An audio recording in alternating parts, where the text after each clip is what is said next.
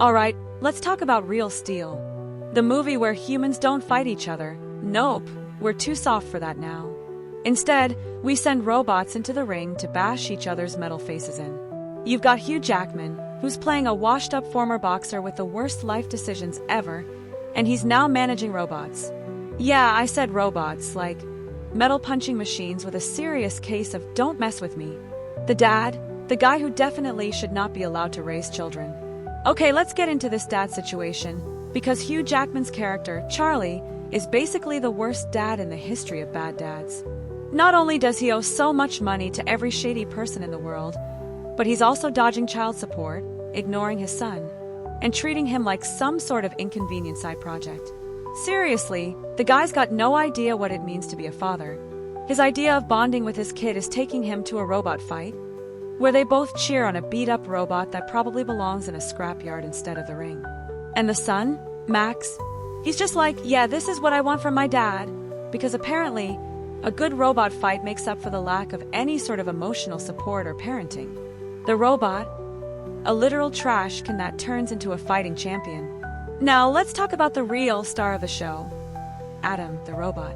You know how in every movie, the hero starts from nothing.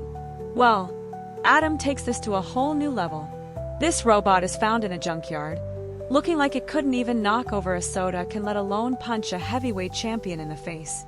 But Max, the kid, is like, nah, this is my robot, and starts training it with moves that make absolutely no sense.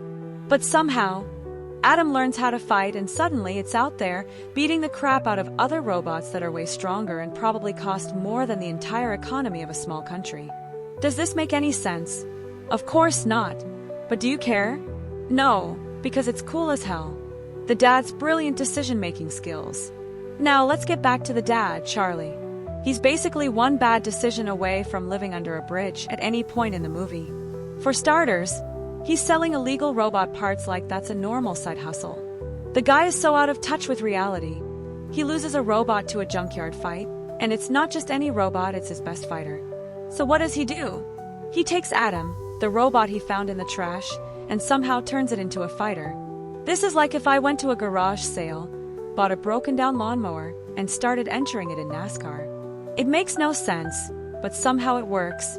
And Charlie is riding that wave, ignoring every better life decision like, maybe I should get a real job, or maybe I should pay my child support.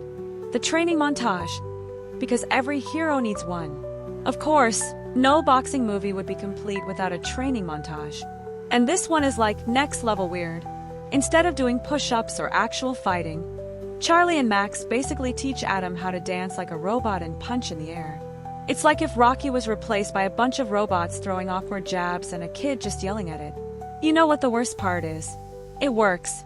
They train Adam with zero experience, and somehow, the robot learns to dodge punches and land a knockout hit, which is completely insane.